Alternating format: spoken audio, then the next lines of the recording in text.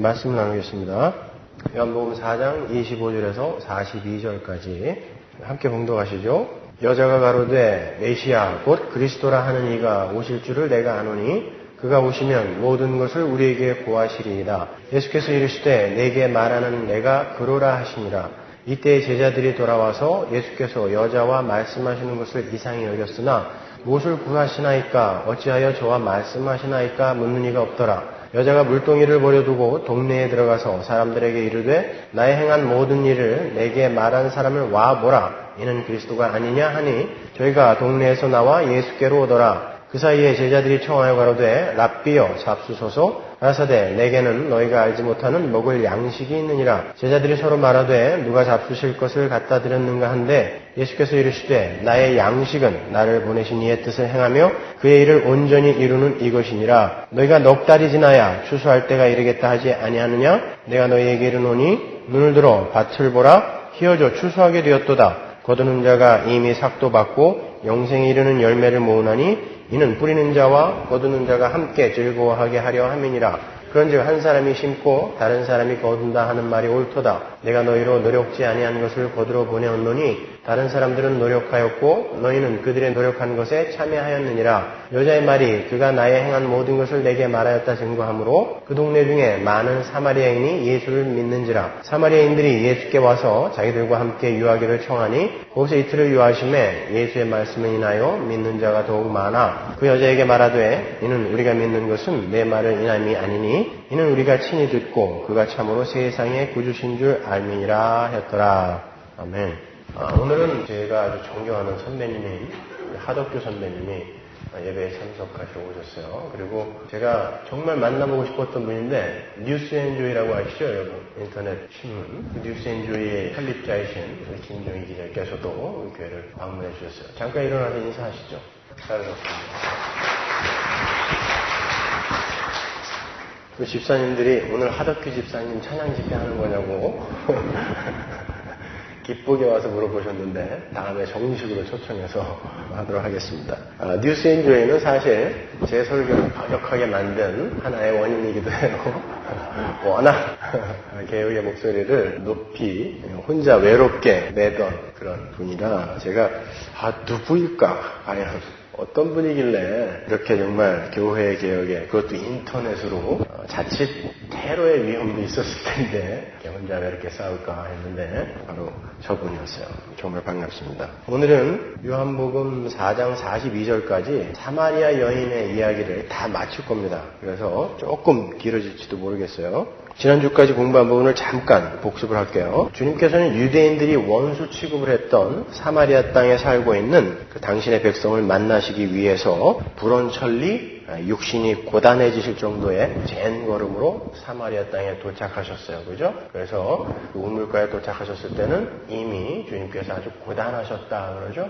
근데 주님께서는 반드시 must 그곳으로 가셔야만 했다라는 그런 이야기가 나오잖아요. 그래서 주님은 자신의 백성을 만나시기 위해 고단하게 젠걸음으로 그곳까지 가신 것입니다. 주님은 시간의 여유를 두어 당신의 백성에게 복음을 전하시기 위해서 모든 제자들을 물리시죠. 왜냐하면 유대인들이 더더군다나 랍비가 여자와 대낮에 이야기하는 것은 허용이 되지 않았기 때문에 그 제자들이 있었으면 아마 시간을 두고 이렇게 복음을 설명할 수가 없었을 거란 말입니다. 그래서 모든 제자들을 양식을 구하게 보내죠. 보통 양식을 구하러 가는데 전부 다 안 가잖아요. 하나님은 그런 장치를 마련하시는 것입니다. 모든 제자들이 양식을 구하러 가고 우물가에는 주님과 사마리아 여인만 남았어요. 주님은 사마리아 여인에게 목이 마르니까 물을 좀 달라라는 부탁을 하심으로 그 여인과의 대화를 시작하시죠.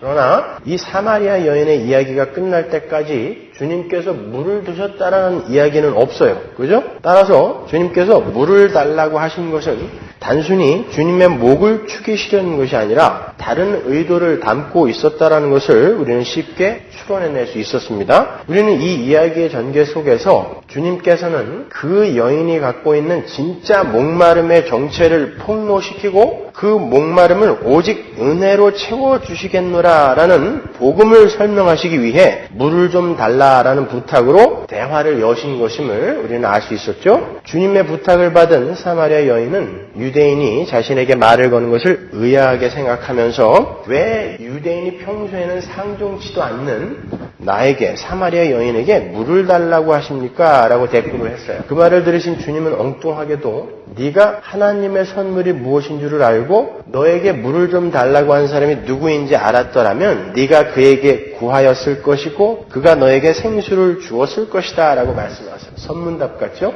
물을 달라고 당신이 이야기했으면서 그 여자가 왜 물을 달라고 합니까? 그랬더니 내가 너에게 물을 주려고 하는 거야. 왜 생수를 구하지 않아? 이렇게 대답하신단 말입니다. 그죠?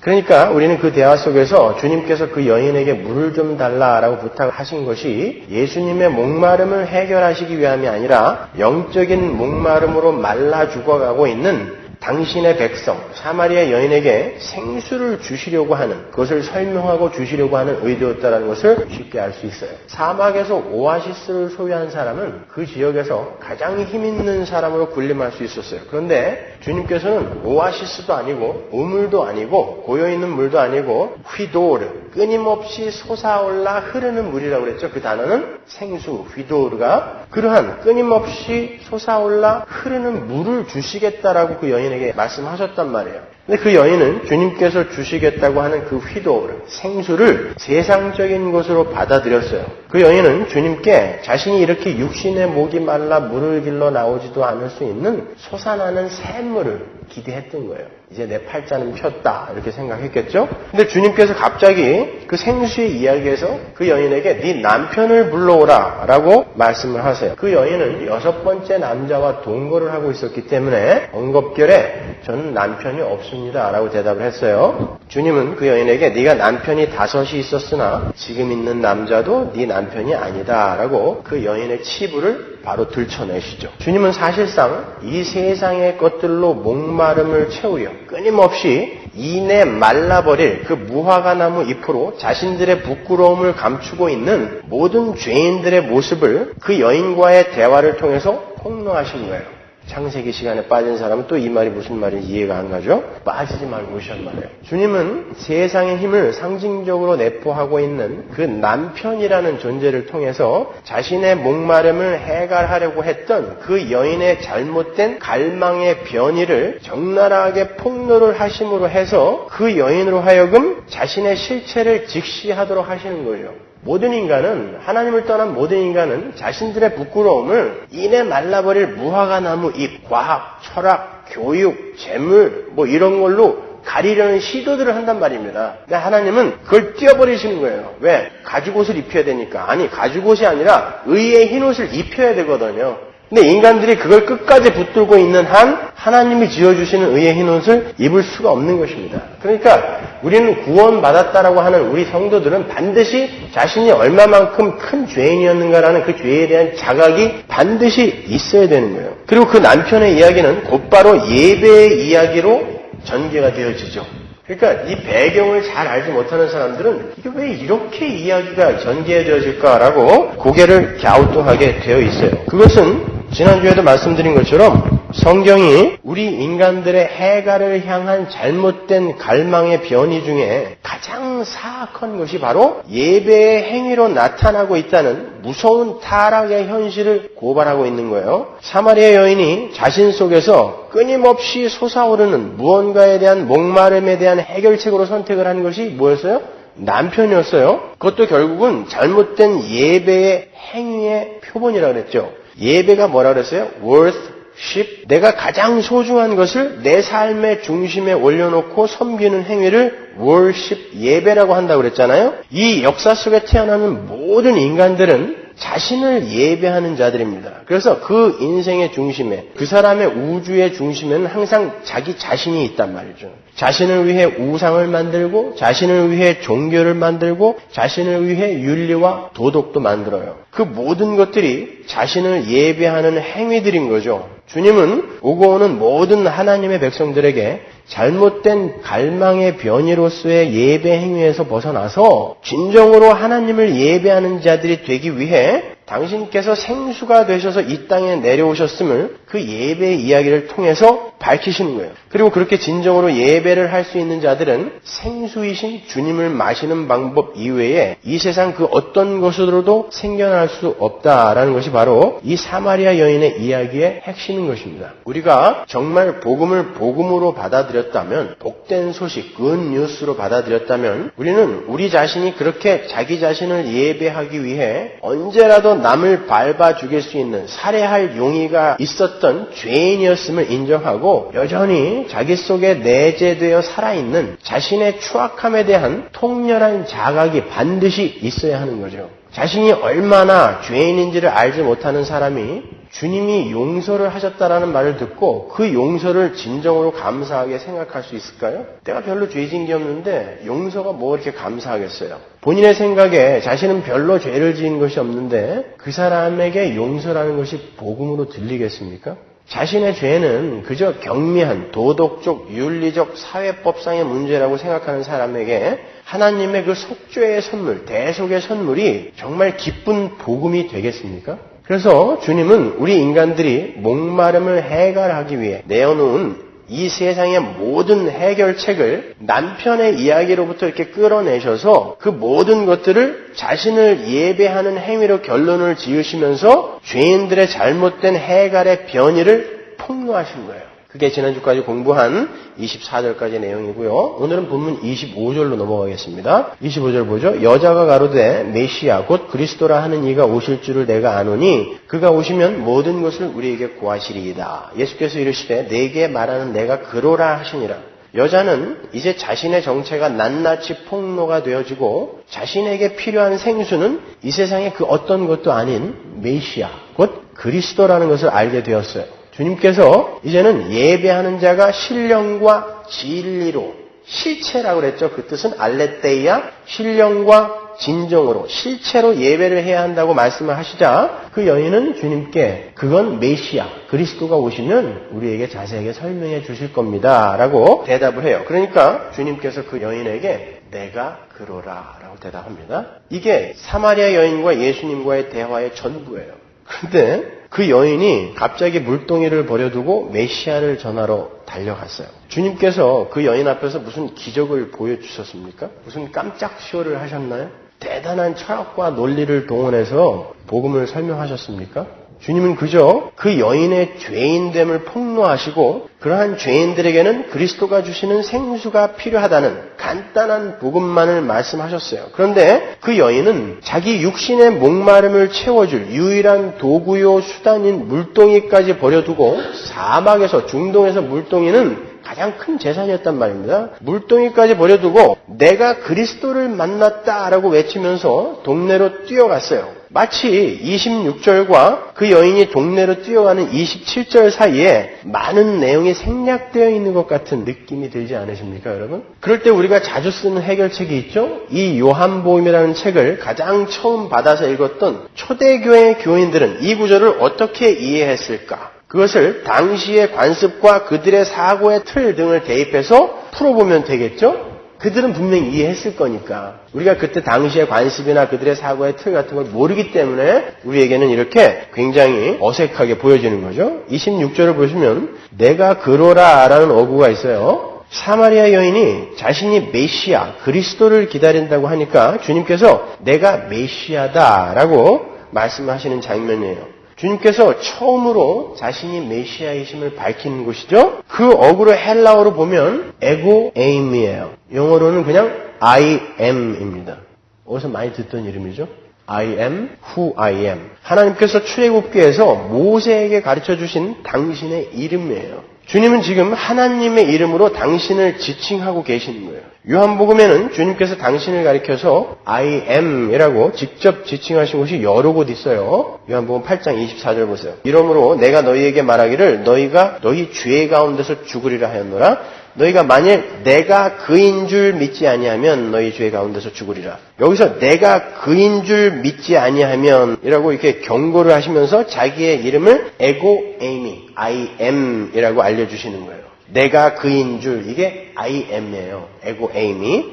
8장 28절 보세요. 이에 예수께서 가라사대 너희는 인자를 든 후에 내가 그인 줄을 알고, 여기도 역시 에고 에임이에요. 내가 바로 하나님이다라는 뜻이에요. 요한복음 8장 30절 보세요. 이 말씀을 하심에 많은 사람이 믿더라. 이렇게 에고 에임이라는 주님의 이름이 들려지자 많은 이들이 예수를 믿게 되었다라고 굳이 밝히고 있어요. 하나님의 이름의 능력이 나타나고 있는 것입니다. 요한복음 8장 58절 보세요. 예수께서 가라사대 진실로 진실로 너에게 이르노니 아브라함이 나기 전부터 내가 있느니라. 이것도 그냥 에고 에임이에요. I am. 아브라함이 나기 전부터 내가 하나님이다.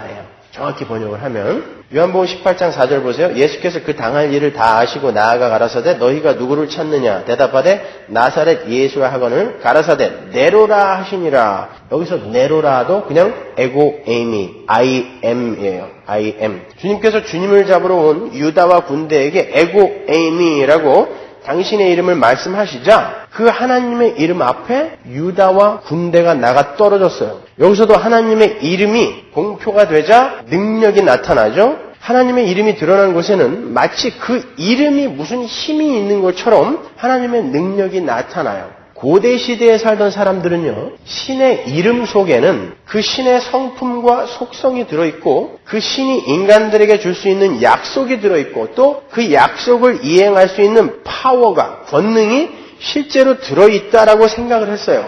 그들은 그러한 이유에서 신들이 자신들의 이름을 잘 안 가르쳐준다고 그렇게 믿고 있었어요. 그래서 성경 기자들은 병자가 낫고 표적과 기사가 일어날 때 그것들이 주님에 의해서, 주님의 능력으로 이렇게 이야기하지 않고 주님의 이름에 의해 일어난 것이라고 그렇게 기록을 했던 것입니다. 요한복음 20장 31절 보세요. 오직 이것을 기록함은 너희로 예수께서 하나님의 아들 그리스도이심을 믿게 하려 하며 또 너희로 믿고 그 이름을 힘입어 생명을 얻게 하려 함이니라. 보세요. 여기도 이름을 힘입어 생명을 얻게 하려 함이니라 라고 말씀하시므로 이름에 무슨 능력이 있는 것처럼 이야기를 하고 있잖아요. 사도행전 3장 6절 베드로가 가로되 은과 금은 내게 없거니와 내게 있는 것으로 내게 주노니 곧 나사렛 예수의 이름으로 걸으라. 이름이 도대체 뭐길래 안진뱅이 보고 일어나 걸어라. 무엇으로? 예수의 이름으로 일어나 걸어라 라고 얘기한단 말입니다. 3장 16절 그 이름을 믿음으로 그 이름이 너희가 보고 아는 이 사람을 성하게 하였나니 이름이 이 사람을 낫게 했다라고 이야기하고 있어요. 사도행전 4장 30절 손을 내밀어 병을 낫게 하옵시고 표적과 기사가 거룩한 종 예수의 이름으로 이루어지게 하옵소서. 그렇죠? 이게 고대 히브리 사람들의 사고 속에는 신의 이름이 바로 그 신의 성품이며 속성이며 그 신의 약속이며 약속을 이루시는 능력이라는 인식이 있었단 말입니다. 따라서 출애굽기 3장에서 모세가 하나님께 내가 하나님의 이름을 무엇이라 말해야 합니까? 라고 하나님의 이름을 물어본 것은 단순히 그가 하나님의 이름이 궁금해서가 아니라 이제 당신이 나와 내 민족에게 약속을 해주고 능력을 발휘해서 그 약속을 이루어달라는 부탁이었던 거예요. 히브리 사람들의 사고와 관습을 알면은 그런 장면들이 왜 도대체 그가 이름을 가르쳐달라고 했을까라는 그런 내용들이 이해가 되죠. 하나님께서는 성경의 최초의 수신자였던 이스라엘과 초대교회 교인들의 그러한 사고의 틀과 인식을 바탕으로 하나님의 이름이 선포되어지는 곳에서 실제로 하나님의 능력이 보여지는 사건을 일으켜 주신 것입니다. 그리고 그것을 기록하신 것이죠. 따라서 요한복음의 최초 수신자였던 초대교회 성도들은 예수님의 이름이 에고 에이미 내가 그러라 라고 선포된 이후에 그 여인이 갑자기 횟가닥 변해서 물동이까지 버려두고 주님을 전하는 전도자가 된 것을 전혀 어색하지 않게 받아들일 수 있었던 것이에요. 주님의 이름이 선포된 곳에는 반드시 주님의 능력과 약속의 실행이 나타날 것이라고 믿었고 실제로 그러한 일들이 있었기 때문에 그들은 당연히 이 성경을 보면서 그 여인이 변화된 것은 예수 그리스도의 이름의 능력이었다. 하나님께서 하신 것이다 라는 생각을 한 것입니다. 정리를 하자면 당시 히브리 사람들은 예수님의 이름이 에고 에이미로 밝혀지고 그 여인이 변화를 받아 전도자가 된 사건을 보면서 예수님은 하나님이시며 그 하나님의 이름에 의해 다른 말로 하나님의 약속과 능력으로 그 여인이 구원을 받아서 거듭나게 된 것이라는 것을 자연스럽게 이해할 수 있었다는 거예요. 그러니까 우리가 그러한 성경의 최초의 수신자들의 관습과 사고방식에 대한 배경을 공부하지 않으면 성경의 해석이 용이하지 않은 부분들이 덜어 있는 것입니다. 그렇게 오직 하나님의 약속과 하나님의 능력에 의해서 그 사마리아 여인이 구원을 받았어요. 그죠? 사마리아 여인은 구원이 뭔지도 몰랐고 메시아가 누군지도 몰랐고 요구하지도 않았어요. 근데 주님이 불언천리 사마리아까지 must 가야만 했다라고 이야기하시면서 가신 것입니다. 고단하게 가셔서 그에게 은혜를 쏟아 부으신 거죠. 니고데모와 완전히 상반되는 조건을 가진 그 사람, 그 여인에게 주님께서 찾아가셔서 하나님의 은혜를 선물로 부어주시는 거예요. 그렇게 오직 하나님의 약속과 하나님의 능력에 의해서 그 사마리아 여인이 구원을 받는 장면에서 우리는 복음에 의한 최초의 회신자가 나오는 그러한 장면을 볼 수 있어요. 그죠? 근데 그 여인은 지금까지 그녀가 관심이 있었던 이 세상에 물을 담을 수 있는 유일한 그릇인 그 물동이를 버려두고 복음을 전하러 마을로 달려가요. 자, 우리가 요한복음 첫째 시간에 살펴봤지만 요한은 너무나 하고 싶은 이야기가 많았는데 그 이야기를 다 접어두고 예수가 누구이시며 복음이 무엇인가를 설명하기 위해서 요만큼 추렸다라고 했단 말입니다. 근데 굳이 이 여자가 물동이를 버린 것을 기록을 했을 땐 무슨 이유가 있을 거 아니냐, 그죠? 그동안 자신이 이 세상의 중심이 되어 살아야 한다라는 그런 강박관념에 의해서 그게 타락한 아담들의 공통된 속성 아닙니까? 그런 강박관념에 의해서 자신의 과거를 수치스럽게 생각하고 현재의 자신의 모습이 부끄러워서 남의 눈을 피해 대낮에 물을 길러 나와야 했던 그녀에게 성령이 임하자 주님의 은혜가 임하자 그녀에게서 부끄러움과 수치심이 없어졌어요. 자신의 그 부끄러움은 메시아가 다 지고 가셨다라는 확고한 복음의 말씀이 그 속에 심겨진 것입니다. 그렇게 하나님의 자리에 앉아 있다가 하나님께 순종하는 피조물의 자리로 내려온 구원 얻은 성도들은 자신의 처지로 인해 부끄러워하지 않아요. 여러분, 우리가 자꾸 우리의 상황을 부끄러워하고 내 외모를 부끄러워하고 내 가난을 부끄러워하고 하는 것은 여전히 그 사람이 이 우주의 중심은 내가 되어야 하는데 내가 기대한 만큼 내가 되지 못한 것에 대한 안타까움이 그렇게 나타나는 것입니다. 그렇지 않아요? 내가 가난한 게 왜 부끄럽죠? 내가 못 배운 게 왜 부끄럽습니까, 여러분? 은연중에 내가 도달해야 할 자리는 여기가 아니라 더 높은 곳이었는데 내가 아직 거기에 못 올랐다라는 분노가 그러한 부끄러움으로 나타나는 것이죠. 근데 이 여인에게 복음이 들어가자 부끄러움이 없어졌어요. 물동에 던져두고 자기가 피해 다녔던 그 사람들에게 달려가는 것입니다. 너무 소중한 것이 있었기 때문에, 그들에게 전해줄 너무 소중한 것이 있었기 때문에. 그렇게 복음을, 은혜를 받은 자들은 자신의 부끄러움을 가리기 위해 스스로의 목마름을 해결하기 위해 쌓아두었던 이 세상의 힘과 가치들을 초계처럼 여길 수 있게 되는 거예요. 엘리사가 하나님의 부르심을 받았을 때 소와 쟁기를 버려두고 따랐다 그러죠. 당시의 소와 쟁기는 그 당시 사람들의 생계의 수단이었어요. 목숨이었단 말입니다. 하나님의 부르심을 받자 자기의 생명을 버리고 떠나는 것입니다. 제자들이 주님의 부르심을 받았을 때 어부들은 그물을, 세리는 세리의 책상을 버려두고 따랐다는 것입니다. 여러분, 아프리카 선교의 주역이었던 C.T. 스터디나 모라비아 형제단을 창설한 진젠도르프 백작은요, 실제로 백만장자였습니다. C.T. 스터디는 아주 유명한 운동선수이기도 했어요. 근데 그들이 하나님 앞에 헌신하기로 했을 때 그들의 전 재산을 교회에 헌금을 했어요. 저는 그때 그러한 전기를 읽으면서 그냥 재산을 갖고 있으면서 목회도 하고 선교도 하면 안 되나? 그걸 꼭 그냥 다 헌금하고 해야 되나? 이런 의문이 들었어요. 왜? 제가 하기 싫었기 때문에. 여러분, 왜 그분들은 당시로서는 일반인들은 상상할 수도 없는 그 많은 재산을 스스로 포기를 했을까요? 그분들은 그 후에 WEC 선교회와 모라비아 형제단을 창설을 해야 했기 때문에 분명히 돈이 필요했어요. 그런데 그러한 선교회를 창설할 때 필요한 자금은 성도들의 헌금과 여러 단체들의 기부금으로 충당을 했어요. 자기들 재산을 그냥 갖고 있다가 나중에 필요할 때 썼으면 번거롭지도 않고 좋았을 텐데 왜 자기들 돈은 전부 헌금을 해버리고 선교에 필요한 재정은 다시 모아서 썼을까요? 그분들의 책을 읽어보면 그들이 거듭나고 하나님의 일을 위해서 아프리카로 또 다른 선교지로 떠나려 했을 때 자신들이 갖고 있던 이 힘, 재산 때문에 발길이 떨어지지 않았답니다. 그리고 그 어마어마한 재산을 두고 떠나게 되면 조금만 어려운 일이 닥치게 되면 그 재산을 향해 발길이 돌려질 것 같아서 아예 처분을 해버렸다는 거죠. 그리고는 자신의 사역에 필요한 자금은 죽는 날까지 하나님께 부탁해서 얻었었다는 것입니다. 그럼 그게 쉽습니까? 내 재물, 내 재산은 세상 사람들에게는 목숨 같은 것입니다. 자기 존재의 확장이라니까요, 그거는. 근데 그걸 어떻게 버려요? 여러분 주일마다 헌금통에다가 헌금 넣을 때 손 떨리지 않으세요? 이거 어떻게 해서 번 건데. 그런데 그런 사람들이 그것을 그렇게 초계같이 여기더라는 거예요.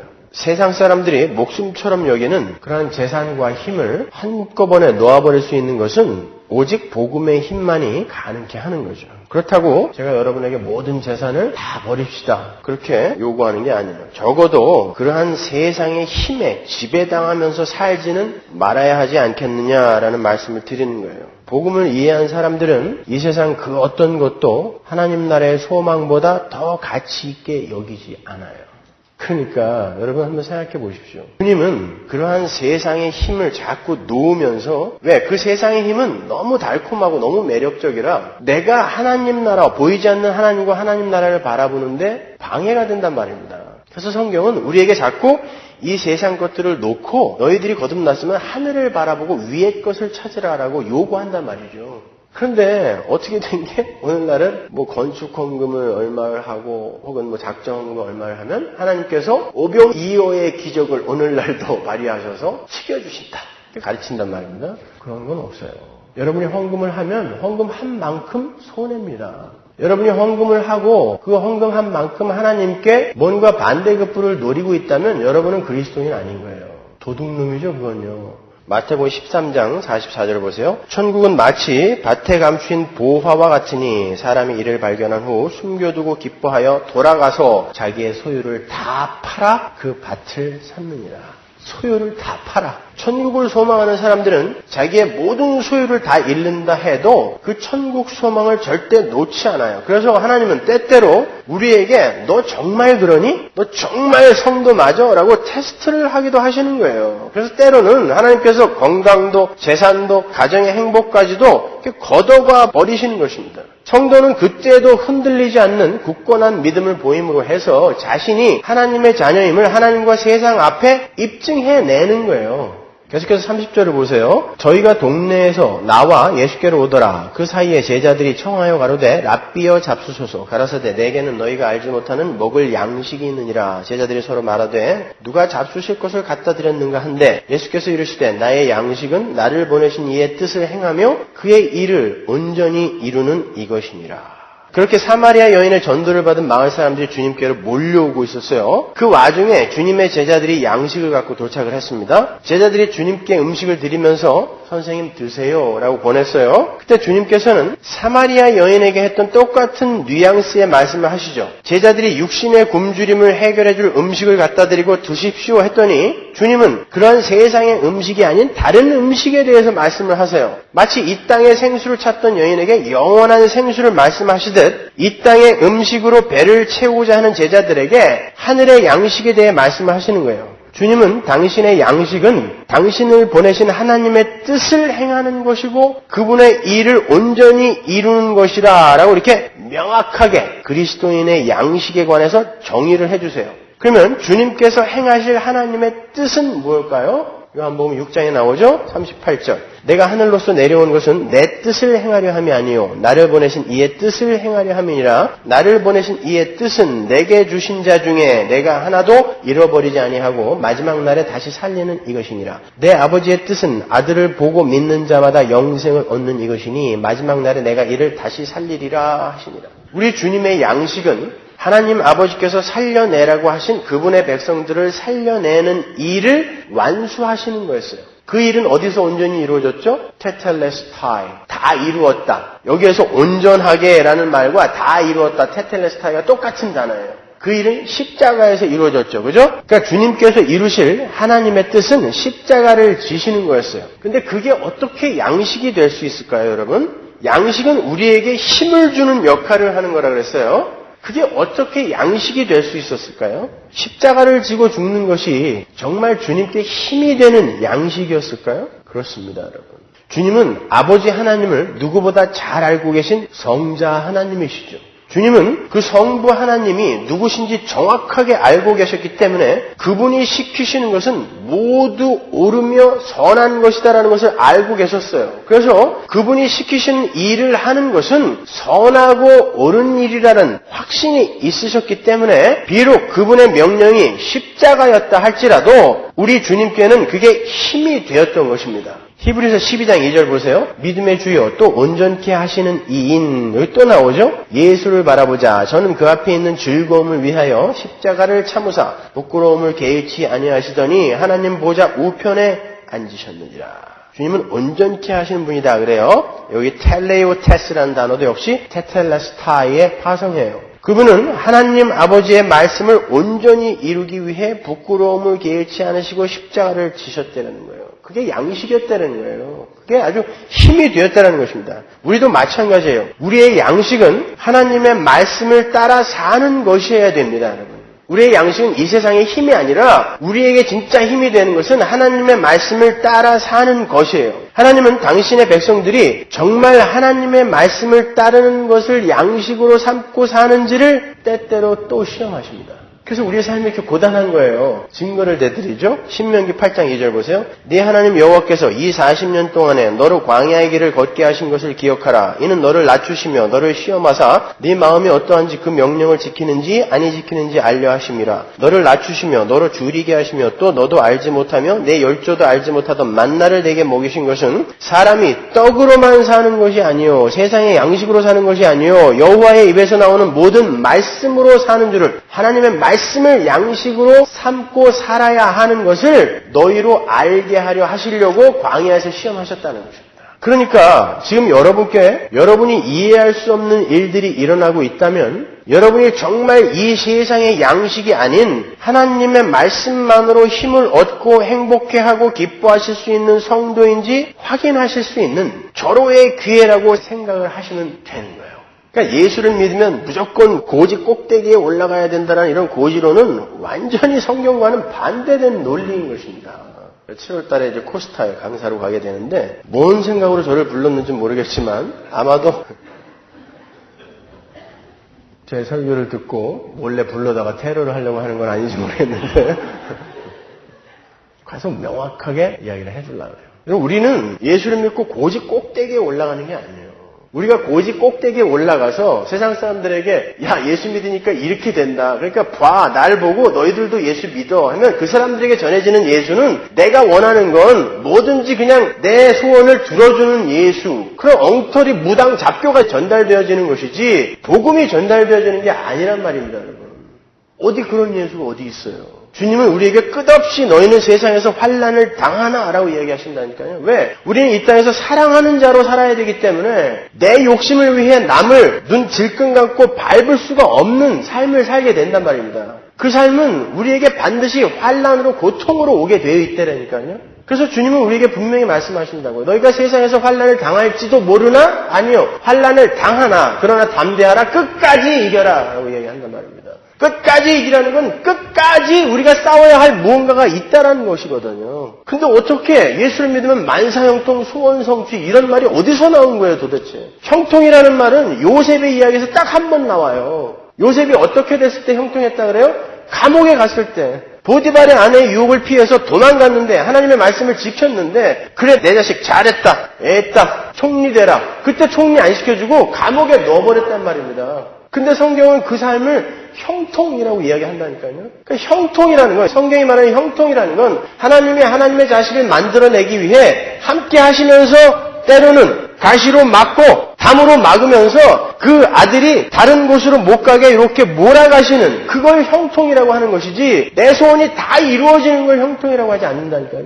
우리 이 추악한 인간의 소원이 다 이루어지면 이 세상은 그게 다 지옥되는 것입니다. 근데 어디 그런 기독교가 어디서 생긴 거예요 도대체. 주님은 그렇게 당신의 양식에 관해서 말씀하신 후에 히브리 잠언을 사용하셔서 속담이죠. 잠언을 사용해서 제자들에게 임박한 종말을 알리시고 그들을 주님의 동역자로 부르세요. 요한복음 4장 35절 너희가 넉 달이 지나야 추수할 때가 이르겠다 하지 아니하느냐 내가 너희에게 이르노니 눈을 들어 밭을 보라 희어져 추수하게 되었도다. 넉 달이 지나야 추수할 때가 이른다라는 어구는 히브리 잠언이에요. 주님은 제자들에게 하나님의 백성들을 추수하는 일의 긴급함과 긴박성을 알리시기 위해서 히브리 잠언을 사용하셔서 이 세상의 추수와 영적 추수를 비교하시는 거예요. 주님께서 하나님의 백성들의 구원을 추수로 비유해서 말씀하신 곳이 여러 곳 있는데 한 두 군데만 찾아드리죠. 마태복음 3장 11절 나는 너희로 회개케 하기 위하여 물로 세례를 주거니와 내 뒤에 오시는 이는 나보다 능력이 많으시니 나는 그의 신을 들게도 감당치 못하겠노라. 그는 성령과 불로 너희에게 세례를 주실 것이요 손에 키를 들고 자기의 타작마당을 정하게 하사 알곡은 모아 곡간에 들이고 쭉정이는 꺼지지 않는 불에 태우시리라. 마태복음 13장 29절 주인이 가로되 가만두어라 가라지를 뽑다 곡식까지 뽑을까 염려하노라. 둘 다 추수 때까지 함께 자라게 두어라. 추수 때에 내가 추수꾼들에게 말하기를 가라지는 먼저 거두어 불사르게 단으로 묶고 곡식은 모아 내 곡간에 넣으라 하리라. 지금 상황을 잘 그려보세요. 사마리아 여인이 마을에 가서 메시아가 왔다라고 복음을 전했어요. 그러니까 마을 사람들이 주님께로 막 몰려왔습니다. 본문 28절 보세요. 여자가 물동이를 버려두고 동네에 들어가서 사람들에게 이르되 나의 행한 모든 일을 내게 말한 사람을 와보라. 이는 그리스도가 아니냐 하니 저희가 동네에서 나와 예수께로 오더라. 예수께로 막 왔어요. 그러한 광경 속에서 주님께서 제자들에게 말씀하시는 거예요. 보리밭이 희어져 추수할 때가 왔다. 잠언에는 추수할 때가 넉 달이 지나야 된다라고 하는데 지금 추수할 때가 왔다라고 얘기하는 거예요. 그러니까 그 추수 대상이 누구예요? 추수의 대상. 이방인인 사마리아인인 거죠. 이제 선민이라 자처하던 이스라엘뿐만 아니라 이방인들에게도 구원의 길이 활짝 열렸다라는 것입니다. 그래서 본문 42절에 세상의 구주라는 단어가 등장하는 거예요. 코스모스. 주님은 유대인들만의 구주가 아니라 세상 모든 민족에게 열려진 구원의 완성자시라는 거예요. 근데 36절 이하를 보시면 주님께서 제자들을 추수꾼으로 부르세요. 제자들은 니고데모나 사마리아 여인이 그랬던 것처럼 주님의 말씀을 이 세상적인 것으로 받아들였던 그러한 사람들이에요. 주님께서 영의 양식을 말씀하시는데 누가 선생님께 먹을 걸 갖다 드렸냐라고 이렇게 갸우뚱하던 사람들이었습니다. 주님은 그렇게 미련한 제자들을 추수꾼으로 부르신다고요. 본문 36절 보세요. 거두는 자가 이미 삭도 받고 영생에 이르는 열매를 모으나니 이는 뿌리는 자와 거두는 자가 함께 즐거워하게 하려 함이니라. 그런즉 한 사람이 심고 다른 사람이 거둔다 하는 말이 옳도다.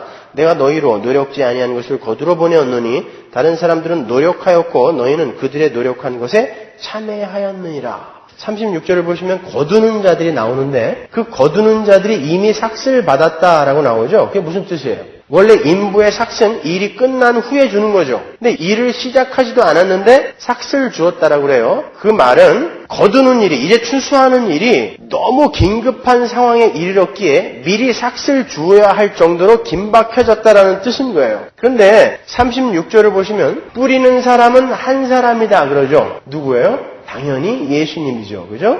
거두는 자들은 제자들을 비롯한 하나님의 백성들이에요. 왜 주님께서 심으셔놓고 아무 자격도 없고 노력도 하지 않는 성도들에게 거두라고 하실까요? 그 이유가 36절에 나오는 거예요. 뿌리는 자와 거두는 자가 함께 즐거워하게 하려고. 그게 유일한 이유입니다. 주님이 다 하실 수 있는 거예요. 아니, 주님이 다 하시는 겁니다. 근데 우리에게 왜 추수에 동참하라 말씀하시냐면 우리 기쁘게 해주려고요. 주님은 당신께서 뿌려놓은 씨의 열매를 당신의 백성들에게 거두게 하세요. 그 이유는 주님과 주님의 백성들이 함께 기뻐하기 위해서요.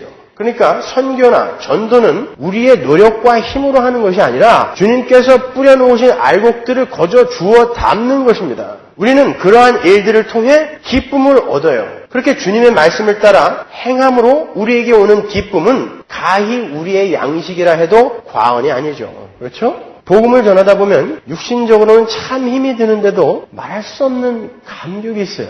기쁘지 않으세요, 여러분?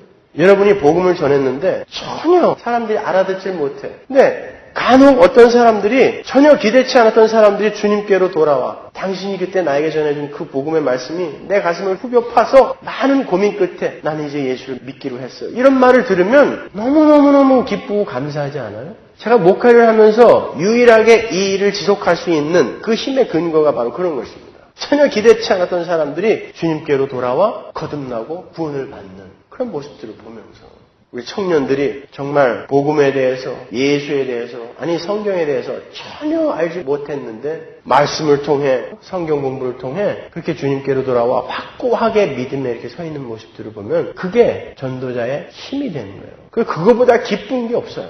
주님이 말씀하시는 거예요. 너희들 기쁘게 해주려고 내가 너희들 거두는 자로 부른 거다. 그런 거예요. 우리 중국 선교 1년에 한 번씩 가는데 가면 힘들죠. 먹는 거, 자는 거, 화장실. 왜 중국 화장실은 문이 없는지 몰라. 얼마나 불편해요. 그럼에도 불구하고 저는 그곳에서 보는 우리 교인들의 얼굴보다 더 활기찬 얼굴을 본 적이 없어요. 너무 좋아요. 너무 기뻐하고. 그죠? 그게 우리의 양식인 거예요. 힘인 것입니다. 하나님의 말씀을 쫓아 나를 활활 불태워버릴 때에 우리에게 오는 그 만족감, 포만감. 주님이 말씀하시는 그게 내 양식이고 그게 너의 기쁨이다. 라고 이야기하시는 것입니다. 그러한 거둠의 기쁨이 어떻게 우리에게 주어지게 된 것인지가 37절과 38절에 나와요. 저는 이 사마리아 여인의 이야기 중에서 이 구절이 가장 핵심적인 요절이라고 생각을 해요. 37절에 보면 주님께서 한 사람이 심고 다른 사람이 거둔다는 말이 사실이다라고 말씀을 하세요. 이 말씀은 주님께서 자신을 당신의 백성들 대신에 저주받은 자, 저주받을 자라는 것을 인정하시는 구절이에요. 이 구절은 신명기에서 인용된 거거든요. 신명기 20장 3절 보세요. 그들에게 이르기를 이스라엘아 들으라. 너희가 오늘날 너희의 대적과 싸우려고 나왔으니 마음에 겁내지 말며 두려워 말며 떨지 말며 그들로 인하여 놀라지 말라. 너희 하나님 여호와는 너희와 함께 행하시며 너희를 위하여 너희 대적을 치고 너희를 구원하시는 자니라 할 것이며 유사들은 백성에게 고하여 이르기를 새 집을 건축하고 낙성식을 행치 못한 자가 있느냐. 그는 집으로 돌아갈지니 전사하면 타인이 낙성식을 행할까 하노라. 포도원을 만들고 그 과실을 먹지 못한 자가 있느냐? 그는 집으로 돌아갈지니 전사하면 타인이 그 과실을 먹을까 하노라. 여자와 약혼하고 그를 취하지 못한 자가 있느냐? 그는 집으로 돌아갈지니 전사하면 타인이 그를 취할까 하노라 하고 새 집을 짓고 자신이 그 집을 취하는 것, 또 포도원을 만들고 자신이 그 열매를 거두는 것, 여자와 약혼하고 그 여자를 취하는 것, 이것은 하나님의 은혜 아래에서의 자연스러운 자연의 이치인 거예요. 그러나 사람이 하나님 앞에서 불순종하게 되면 벌이 내리는데, 저주가 내리는데 그 저주가 어떻게 내리는지 보세요. 신명기 28장에 보면 나오죠. 그 복 여러분 좋아하시는 그 복 얘기 밑에 이제 불순종에 대한 저주의 얘기가 나오는데 거기에 한 대목을 제가 읽어드릴게요.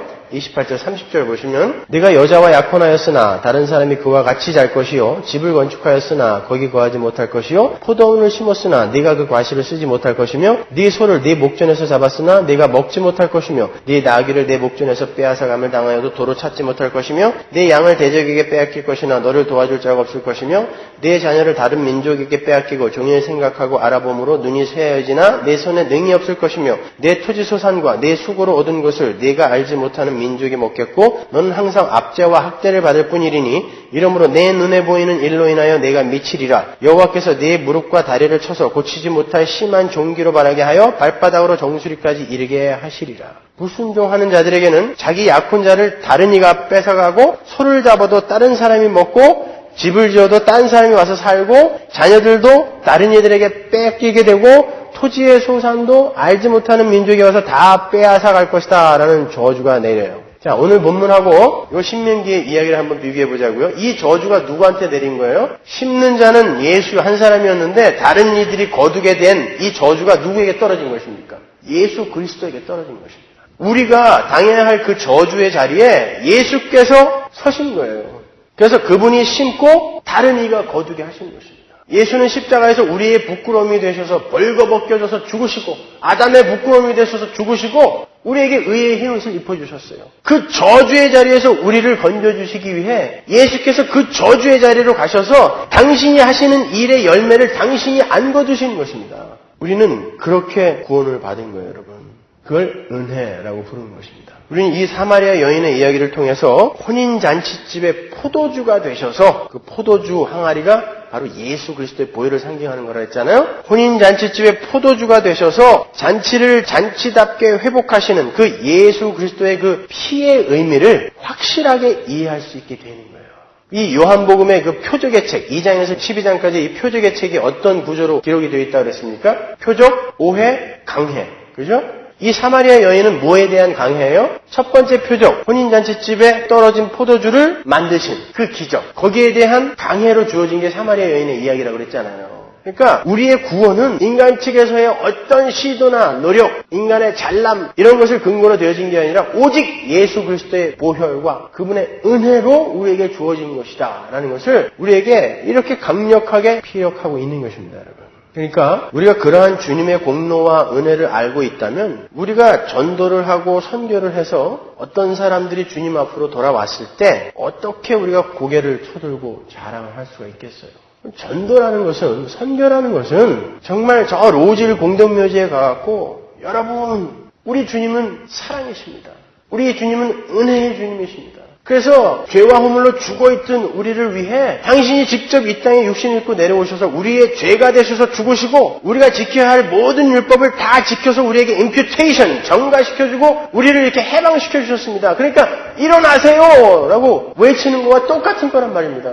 그때 진짜 어떤 사람이 무덤을 확 열고 수의를 칭칭 감고 기어 나왔어요. 그때 진짜 놀라는 사람이 누굽니까? 그 복음을 전한 사람입니다, 여러분. 아니 어떻게 진짜로 사람이 살아서 오네? 그러니까 그런 모습을 보면서 하나님은 지금도 살아서 역사하시는 일을 하시는구나. 야, 그 하나님이 지금도 이렇게 시퍼렇게 살아계시니 내가 하나님의 말씀에 어떻게 불순종할 수 있겠는가로 가야 되는 건데 아니 돌아다니면서 뭐 고구마를 계속 찔렀더니 몇천 명이 돌아오고 이렇게 간증을 하고 다니는 건 도대체 그 전도를 뭐로 알고 있는 거예요 말이죠. 우리는 여러분 하나님의 은혜 아래에서 하나님이 주시는 그 감격과 기쁨을 그걸 그냥 얻어먹고 사는 피조물인 하나님의 은혜가 떠나버리면 티끌에 불과한 그런 존재입니다. 이 존재가 하나님을 하나님의 자리에서 파이어시키고 그 자리에 앉아있으니까 이렇게들 기고만장하는 거예요. 교회도 마찬가지인 것입니다. 예배당 안에서도 하나님은 나를 도와주는 servant, slave에 불과한 거예요. 종이에요, 종. 당신의 뜻은 I don't care. 난 모르겠으니까 내가 원하는 걸 이루어달라니까. 하나님은 그 창조주의 자리, 절대 상위권자의 그 자리를 나에게 다시 내달라고 우리에게 지금 신앙생활을 허락하시는 거예요. 너희들 그 자리에 앉아있어 봐야 너희들의 영과 육은 가면 갈수록 피폐하게 돼. 그게 요한계시록의 불못인 것입니다. 너희들이 나를 절대 상위권자의 자리에서 끌어내리고 니들이 거기에 앉게 되면은 너희들은 결국은 이 땅에서도 불못 같은 삶을 살다가 그냥 쉬지를 못하거든요. 내가 그 자리를 지켜야 되니까. 그러다가 결국은 불못으로 떨어지는 거야. 그러니까 내려와. 내 말을 들으라니까. 선악과 따먹지 말라 그러면 먹지 마라.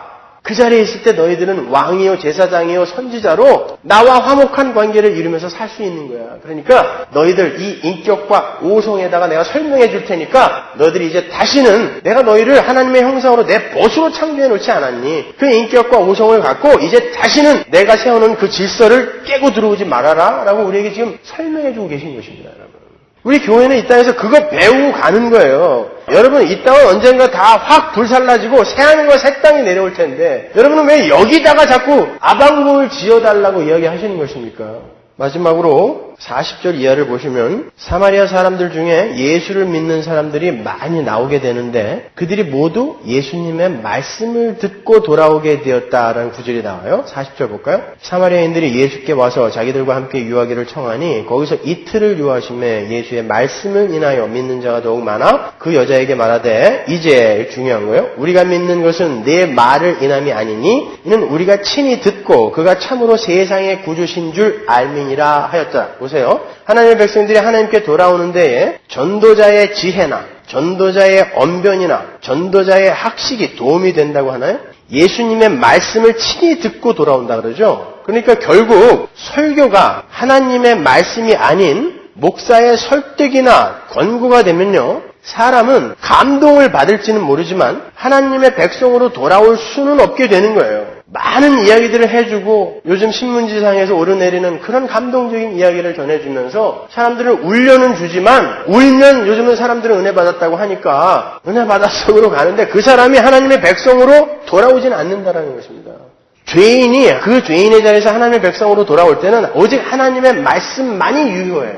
그러니까 목사의 설교는 예화의 나열이나 재미있는 코믹한 이야기나 이런 것으로 점철이 되면 안 되는 거예요. 듣는 사람은 재밌죠. 그럴 거면 차라리 개그 콘서트 비디오를 빌려다 보시라니까요. 주몽을 빌려다 보시던지 아니면 도올 김영호 교수의 도덕 강연을 들으시던지 그도저도 아니면 국민학교 도덕책 있죠. 거기에 다 나와요. 우리가 어떻게 살아야 할지는. 이 강대상에서 선포되어져야 하는 것은 오직 성경이 무엇을 이야기하고 있는가만 선포되어져야 됩니다.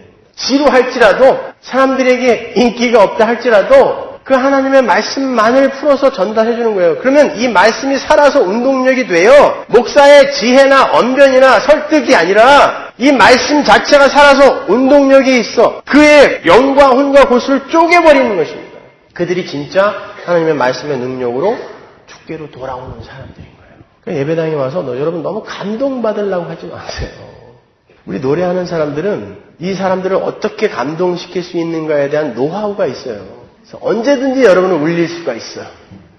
그러나 그렇게 하지 않는 이유는 그게 여러분에게 도움이 안 되기 때문에 그렇습니다. 하나님의 말씀에 의해 진짜 감동을 받으셔야죠. 진짜 감동을.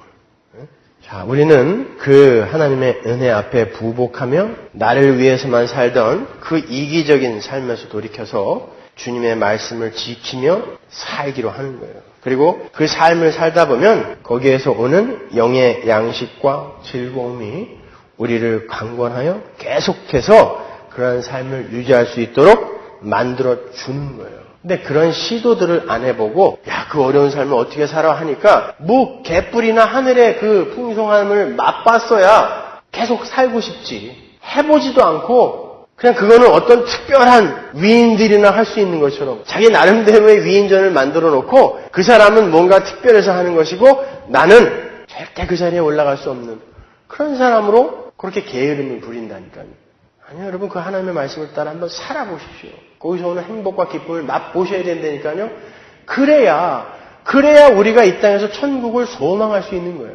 먹어보지 않은 걸 어떻게 먹고 싶다라고 할 수 있습니까? 자기가 이 땅에서 먹어봐야 아이고 이게 이렇게 맛있는 건데 왜 조금밖에 안 줘? 저 하늘나라 가면 이걸 온전한 걸 먹을 수 있단 말이야? 라고 그 나라를 소망할 거 아닙니까? 근데 여기서 맛도 못 보고 그게 뭔 맛인 줄 알고 그걸 원하겠어요? 그 사람들이 이렇게 예수를 믿고 목숨을 걸겠다고 하면서 정작 자기에게 죽음이 닥치면 가기 싫다고 덜덜덜 떠는 것입니다. 아니 이 땅은 환난과 고난과 슬픔과 눈물과 탄식이 있는 곳이라면서요. 우리가 이 땅을 벗어나 갈 하나님 나라는 이게 전부 없는 곳이라면서요. 그러면 그곳으로 하나님이 얼른 졸업시켜주겠다고 오라고 하면 감사합니다 하나님 벌써 제 졸업학점이 채워졌나요? 하고 가야 될 거 아니에요. 근데 저마다 왜 그렇게 죽기 싫어갖고 또 좀 다 싸우고 그렇게 죽죠? 예수를 믿는다고 하면서 천국과 지옥을 모르는 것입니다. 솔직히 이야기하면 이걸 안 믿는 거예요. 그러니까 죽었다가 살아난 사람들을 부러워하는 것입니다. 다비다, 나사로 어떻게 죽었다가 살아났어. 저런 큰 축복을 받다니. 여러분 그 사람들은 천국에 갔다가 왔을 거예요. 그죠? 다비다는 초대교회의 아주 훌륭한 교인이었고 나사로는 주님의 친구였으니까. 천국에 올라가서 이제 이 세상 고통 다 끝내고 주님 품으로 왔구나 그러고 허구하려고 그러는데 저 아래서 기도하는데 잠깐만 내려갔다 올래? 그 사람들이 이 땅에 내려와서 기뻤겠습니까? 입이 한 대빨 나왔을 거예요 이만큼. 너희 때문에 내가 또 몇 년을 여기 있어야 되냐? 아니 제대시켜주겠다고 하는데 군부대 문 딱 붙들고 나 여기 말뚝밖에 해달라니까 왜 자꾸 나가라고 그래? 그런 거랑 똑같은 거 아닙니까? 복음을 모르니까. 그죠? 하나님 나라가 별로 안 가고 싶은 거예요. 그 하나님과 지금도 나는 별로 안 친해. 그래서 하늘나라에 가면은 그 하나님이 너무 보고 싶어요가 아니라 거기에 하나님이 있던 말던 그냥 내가 원하는 금으로 된 집, 다이아몬드로 된 길 이런 거 펩시콜라인지 펄시콜라인지 그 인간이 하여튼 그 천국의 모형을 완전히 박살을 내버렸는데 그런 것만 원하고 있다면 우리는 아직까지도 기복신앙에 빠져있는 자들이지 기독교인 아닙니다. 우리가 천국에 가고 싶은 이유는 그곳에 하나님이 계시기 때문에 나를 목숨 걸고 사랑해 주신 하나님이 계시기 때문에 거기가 초가 삼간이라 할지라도 나는 가겠습니다가 천국에 대한 소망이지 하나님이 있던 말든 나는 I don't care. 그냥 내가 좋아하는 뭔가가 어떤 환경이 있었으면 하고 가고 싶다고 한다면 그 사람은 아직 기복신앙에 빠져있는 사람인 것입니다. 여러분. 그래서 우리는 하나님을 배우는 거예요. 은혜를 배우는 것입니다. 그분의 사랑을 배우는 거예요. 그래서 나는 그분의 사랑과 은혜가 없으면 도저히 존재할 수 없는 자구나. 그래서 확고히 깨닫고 오매분방 그분을 만날 날을 기다리는 것입니다. 그게 우리의 신앙 생활이어야 되는 거예요. 엉뚱하게 딴 거 쫓아다니지 마시고 여전히 그냥 자기 물동이 꼭 껴안고 이거 버리면 마치 죽을 것처럼 이걸 버려야 나가서 하나님의 뜻대로 살 수 있을 거 아닙니까? 버려야 뛰지 이걸 들고 어떻게 뛰어요? 에? 여러분들이 하나님 이외에 여러분들의 힘으로 간직하고 있었던 그 많은 것들 하나하나 쳐내 가시면서 오직 그 하나님이 주시는 기쁨과 행복, 만족 그것을 좀 맛보시기 바랍니다. 기도하겠습니다. 기도하겠습니다. 기도하겠습니다. 기도하겠습니다. 기도하겠습니다. 기도하겠습니다.